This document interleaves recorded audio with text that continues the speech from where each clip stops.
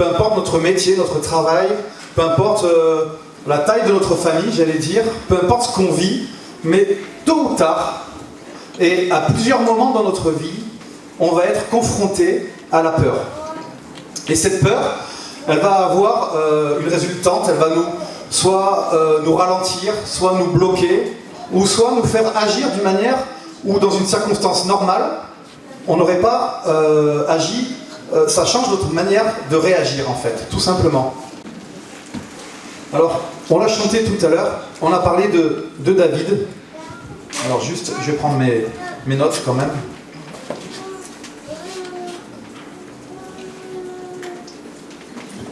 Voilà. Le titre du message, Vaincre nos peurs, vous l'avez compris. Puis j'ai rajouté, regard sur l'invisible. Vous allez voir qu'aujourd'hui on va parler du visible et de l'invisible.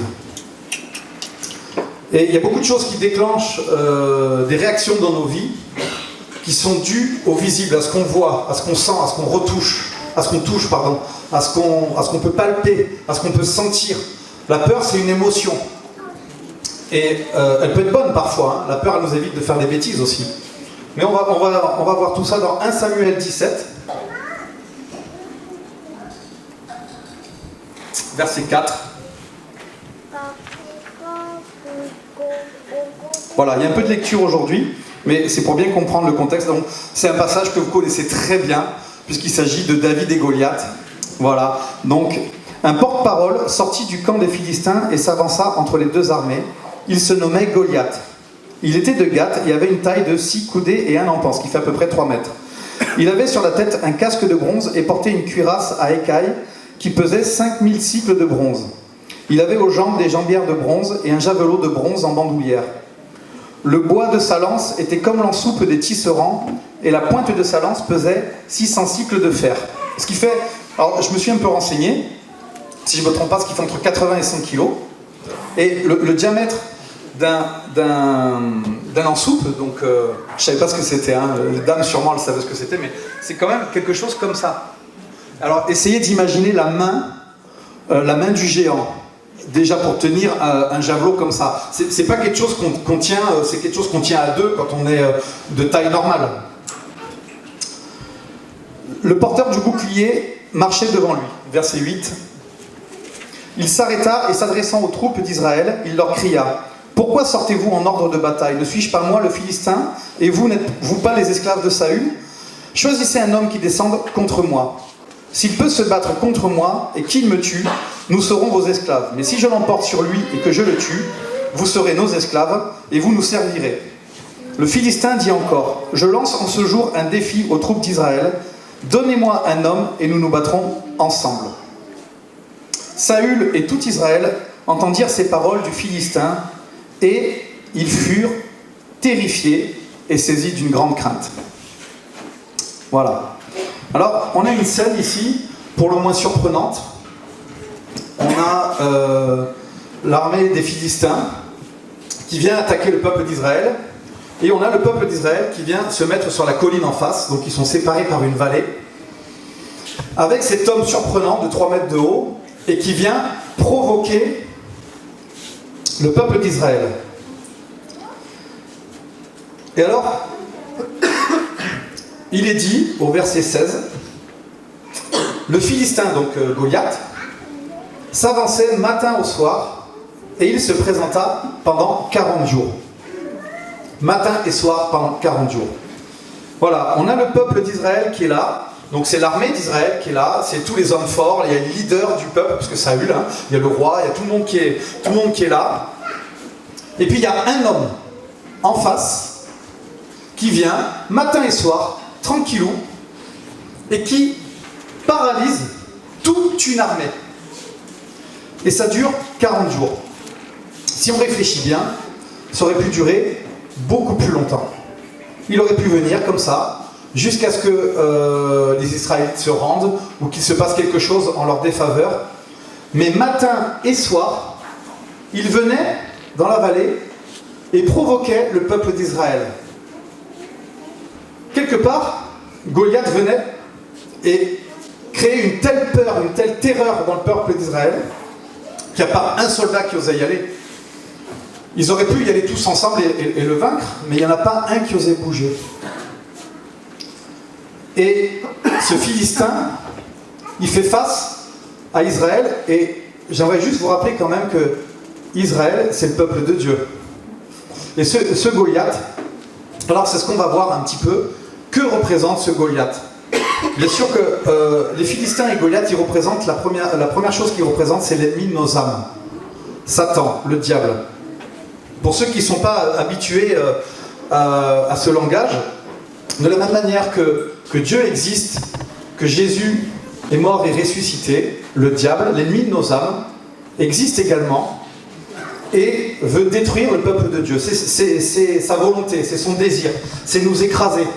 Et vous savez, quand le diable vient et tente d'écraser le peuple, il ne peut le faire que comme Goliath, c'est-à-dire qu'il se tient à distance et il essaye simplement d'impressionner et de nous tromper quelque part sur notre perception. Le peuple d'Israël, il était tronqué dans sa perception, il avait peur, mais il ne se passait rien. Physiquement, il ne se passait rien, il n'était pas encore allé attaquer le peuple, mais par contre, sa simple présence, et puis les injonctions, les provocations, tout ce qu'il disait à l'oral, suffisait, les défis qu'il lançait au peuple suffisaient pour tenir courbé, pour tenir complètement paralysé le peuple. Il ne se passait rien, juste parce que le peuple était intimidé par la présence de Goliath. Si on regarde ça d'un point de vue spirituel, le peuple d'Israël à ce moment-là regardait au visible. Qu'est-ce que je vois devant moi? Je vois un géant, quelque chose qui est plus grand, plus fort que moi. Et quel est le raisonnement à ce moment-là dans la tête du peuple d'Israël? Ben, c'est trop fort, il est trop grand. Moi, je ne peux rien faire. J'ai peur. Je ne peux pas agir. Et c'est un petit peu comme les situations de la vie. Ce Goliath, il vient et nous intimide. Mais à tel point qu'il va empêcher certains d'avancer avec Dieu, il va empêcher certains de se lancer dans une nouvelle direction, il va empêcher certains de s'engager dans un domaine X ou Y. Je pense que quand on définit Goliath comme ça, chacun peut l'identifier par rapport à sa vie propre. Moi, je ne connais pas vos cœurs. Je ne connais pas le fin fond de vos cœurs, je ne connais pas le fin fond de vos pensées. Par contre, chacun est capable d'identifier ou met en image, dire mon Goliath c'est ça. Mon Goliath c'est cette chose-là qui m'empêche d'avancer. Cette oppression qui m'empêche d'avancer. Vous savez, on a une amie qui m'a téléphoné la semaine dernière, et puis 2-3 fois avec Christelle, une dame qui a maintenant un certain âge, proche de la retraite je pense, et qui m'appelle un petit peu désespéré, et qui me dit mais voilà, j'ai eu plein d'épreuves, plein d'épreuves, j'ai vécu des cancers, j'ai vécu ci, j'ai vécu là, et ça n'arrête pas, ça continue, les épreuves se succèdent depuis des années, que ça soit dans ma santé, que ça soit dans mon couple, que ça soit dans mes finances, que ça soit dans le travail, enfin tous les domaines de sa vie étaient attaqués.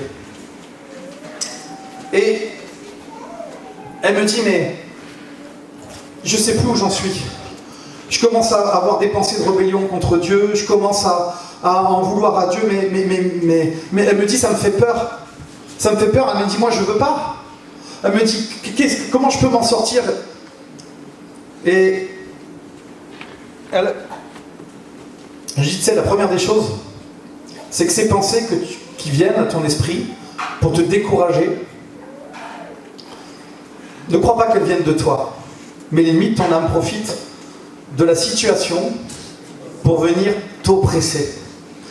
Tu sais, je lui ai dit, ta vie spirituelle, ta foi dans le Seigneur, elle est dans ce que tu fais tous les jours, quand tu le cherches, quand tu le pries.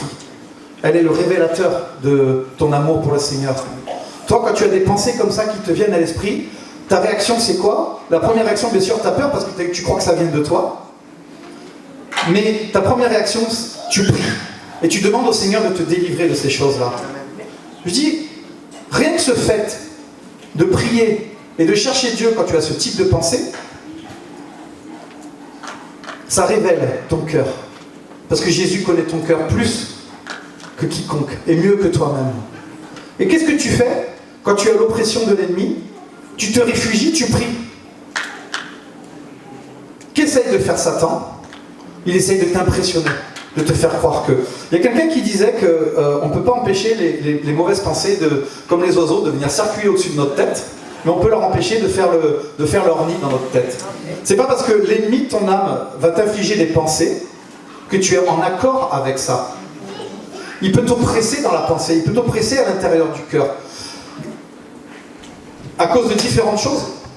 À cause du péché, parce que tu as bronché. À cause de simplement le fait que tu sois enfant de Dieu. Hein?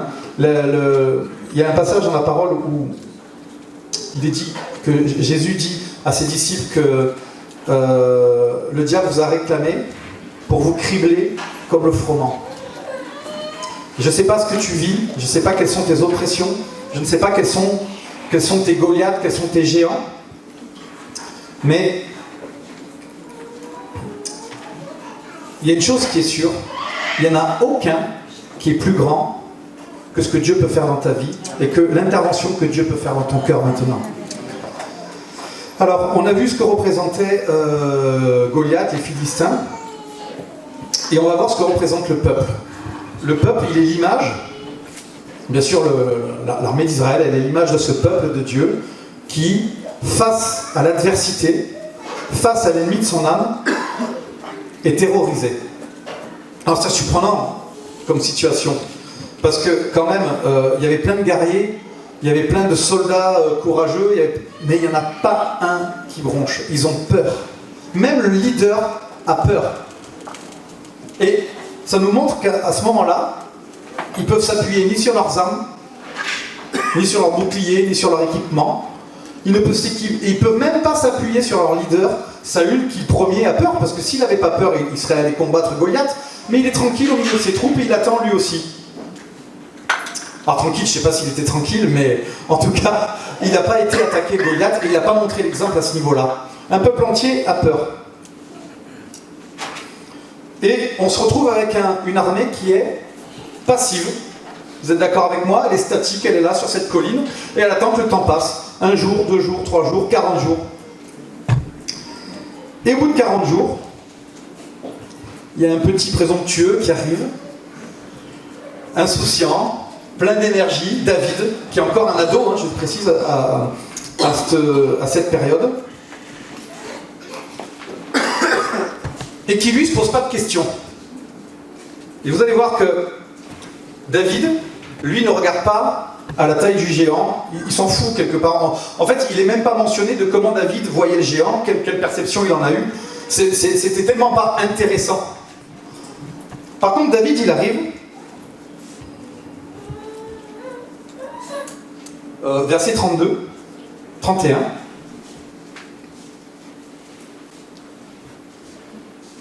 Non, pardon. Verset 26, la deuxième partie du verset 26. Voilà. Donc il y a toute une armée qui est là, et il y a un berger qui arrive, un ado berger qui arrive au milieu de toute cette armée, et qui fait « Mais qui est donc ce Philistin, cet incirconcis, pour lancer un défi aux troupes du Dieu vivant ?» Alors ça m'a fait vraiment sourire, parce que essayez d'imaginer la situation.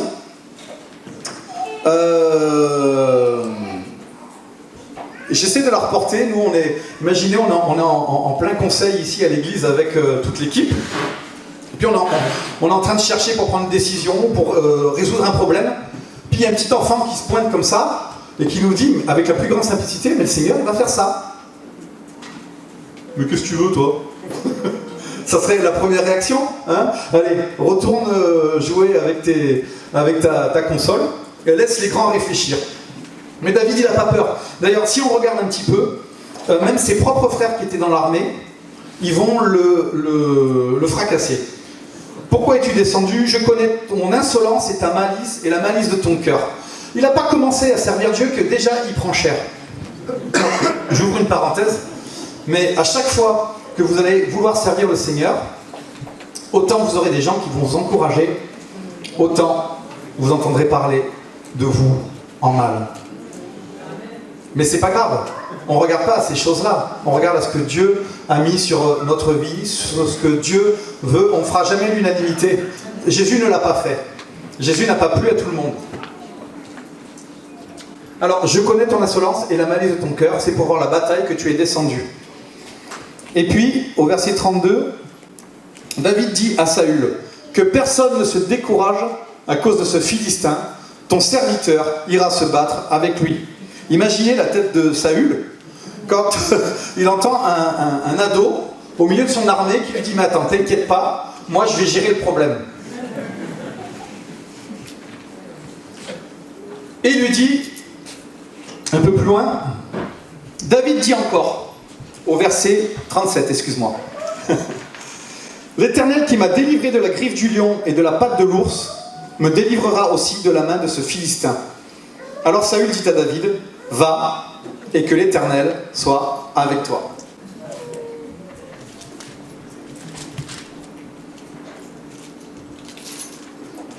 Voilà. Que représente David? Bien sûr, on sait que David, il est de la lignée de Jésus, il représente le Seigneur qui va sauver son peuple. Mais il représente aussi ce chrétien plein de zèle, plein de courage, plein de force. Mais surtout, pourquoi David parle comme ça? Pourquoi il arrive avec cette espèce d'assurance qui pourrait être pris pour de l'arrogance? Comment un jeune peut arriver au milieu d'une armée comme ça et dire, moi de toute façon le combat je vais le résoudre direct, je vais m'occuper de Goliath? Parce que David arrive avec un cœur d'enfant, basé sur sa foi dans son Dieu. Et vous savez, il ne s'occupe pas de la taille du Goliath, et je pense qu'il s'en fout complètement de savoir la taille de Goliath. Il y a quelqu'un qui vient et qui insulte l'armée de l'Éternel, qui provoque l'armée de l'Éternel. Il ne regarde que ça. David, il veut qu'une chose, c'est que le nom de l'Éternel puisse briller. Amen. David ne veut qu'une chose, c'est que le nom de l'Éternel soit glorifié. Amen. Et dans son cœur, vous voyez, c'est un homme qui est connecté avec l'invisible. Il n'est pas connecté avec les choses qu'il voit. Si David, il avait fait comme tout le reste du peuple, je ne sais pas comment serait terminée la bataille, mais pas comme ça. S'il avait fait comme tout le monde, qu'il avait regardé à la taille du géant, ou s'il s'était approché en disant « Ah oui, ils ont raison, je comprends pourquoi ils ont peur maintenant, mais il est vraiment gigantesque, le gars, il touche le plafond. » Non, David, il n'y va pas avec ça, il y va avec la conviction que l'Éternel est avec lui, et que c'est pas lui qui combat, c'est l'Éternel qui combat. Peu importe le géant qui est face à lui. Et je pense que David, il était très loin d'être...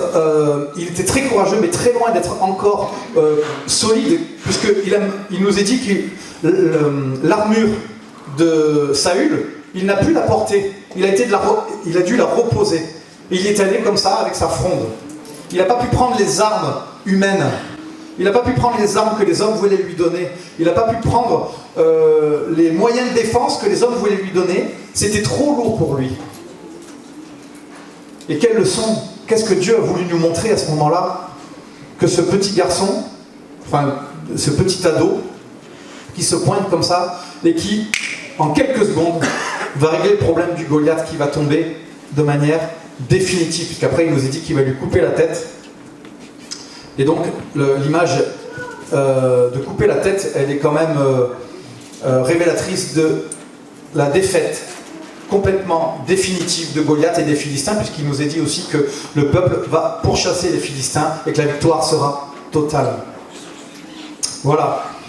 David, contrairement malheureusement à tout le reste du peuple, à tout le reste de l'armée, David ne regardait pas au visible. Oui, souvent, je vais faire le parallèle vraiment avec notre vie, souvent on regarde au visible.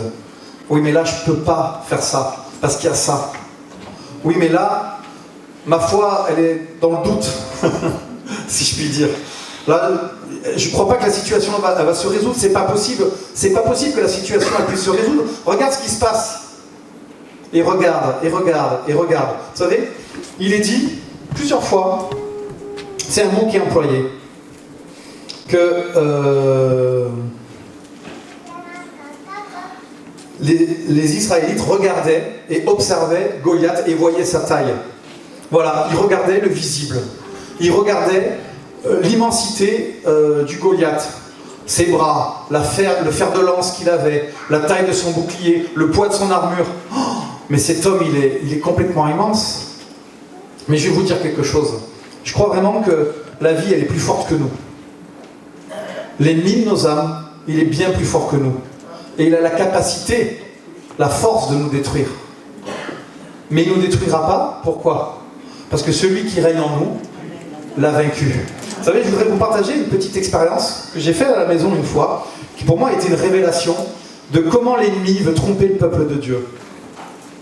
On a des chats là, puis, à la maison, puis on a un bac à fleurs avec des roulettes, et il y en a un qui miaulait. Voilà, devant le bac à fleurs. Alors on déplace le bac à fleurs, et qu'est-ce qu'il y avait dessous? Je me suis dit il doit y avoir une souris ou un petit truc, une petite bestiole qui se balade, un serpent. Ouh. Alors j'ai dit il faut absolument le supprimer. Alors, je commence par donner l'information, hein, bien sûr. Pas forcément. L'idée c'est pas forcément que je le fasse, mais donc je m'adresse à tous ceux qui sont autour de moi, notamment il y avait le beau-père. Je dis il faut le supprimer ce serpent. Et il était là, comme ça là. Et alors, du coup, je vais chercher un bâton. Mais alors, vous savez, un bout de madrier, voilà, un truc comme ça. Et alors, j'arrive. Et un machin comme ça là. Et hop, en faisant très attention, bah, je plante le serpent. Mais alors, vraiment planté en plein milieu, moitié-moitié. Mais alors, écrabouillé complet. Mais vous savez quoi? La bestiole, elle ne s'est pas laissée faire. Il y avait le beau-père en face et je me souviens du serpent. Il était écrasé sous le bâton, malgré qu'il soit écrasé, donc il savait dans sa tête qu'il était fini, de toute façon, il était broyé. Hein.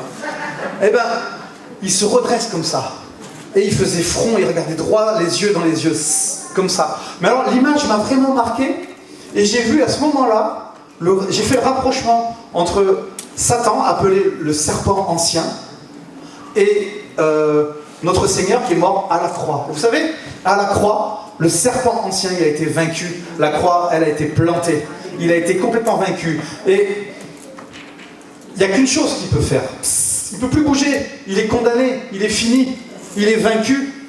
Mais nous, on le regarde droit dans les yeux et on est impressionné en croyant qu'il va pouvoir faire des choses. La seule chose qu'il peut faire, c'est prodiguer des mensonges. C'est nous tromper, nous faire croire qu'il a un quelconque pouvoir sur nos vies. Mais non, pas possible, parce qu'il a été vaincu. Et notre refuge, c'est Jésus-Christ. Si on se réfugie en Jésus, mais je peux vous assurer que les géants, ils tombent. Il n'y a pas de géants qui tombent devant le Seigneur, qui tiennent, devant le Seigneur. Il est dit que si vous avez suffisamment de foi, avec un peu de foi, tu dis à cette montagne, jette-toi dans la mer, et elle ira se jeter dans la mer. Bien entendu, on ne va pas dire à la Sainte Victoire d'aller se jeter dans la mer, mais on comprend très bien l'image que notre géant, il est une forme de montagne, de Goliath, de ce que vous voulez. Par la foi, on peut ordonner à cette montagne d'aller dans la mer. Par la foi, on peut attraper le Goliath et lui couper la tête. Je ne sais pas aujourd'hui ce qui dans votre vie fait blocus, ce qui vous tient à terre peut-être, ce qui vous bloque, ce qui vous maintient captif. Mais il y a une chose qui est sûre, et j'aimerais conclure avec ça, dans Philippiens 1,6.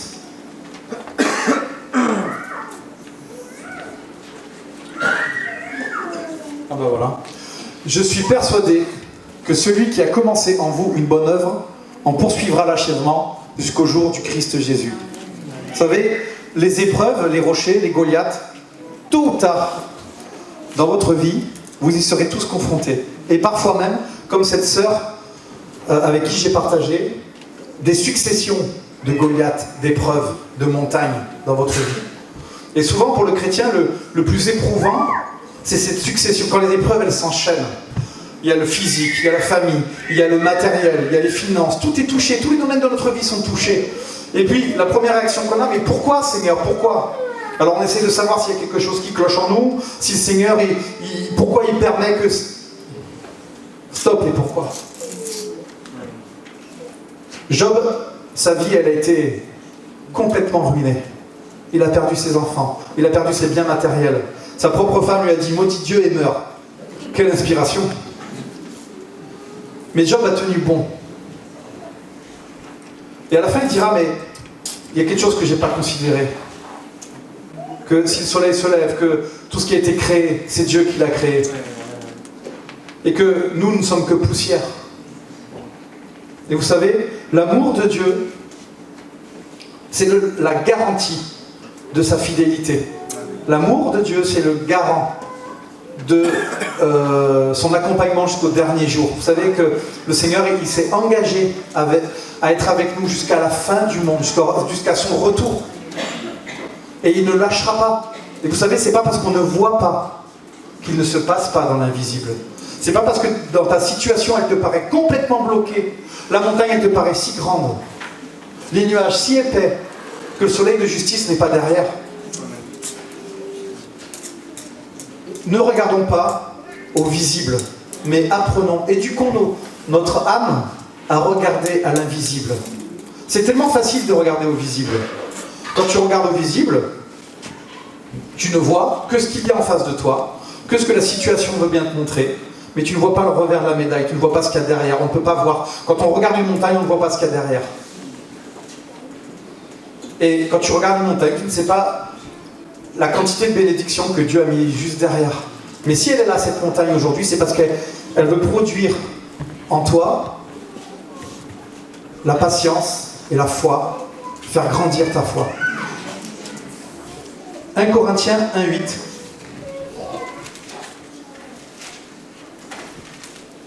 Il vous affermira aussi jusqu'à la fin pour que vous soyez irréprochables au jour de notre Seigneur Jésus-Christ. Voilà. Des épreuves, des Goliaths, vous allez en croiser. Vous allez en avoir. Peut-être vous en avez actuellement. Mais je peux vous garantir une chose. C'est que les Goliaths, ils ont été vaincus à la croix. Et que le Seigneur, il a vaincu. Il nous est dit dans la parole que Dieu a donné à Jésus le nom qui est au-dessus de tout nom. Il n'y a pas un nom, il n'y a pas une puissance plus grande que Jésus. Il n'y a pas un Goliath, il n'y a pas une épreuve plus grande que ce que Jésus est en mesure d'assurer et d'assumer dans votre vie. Je vous lis juste ce dernier verset dans 2 Corinthiens 4, 18.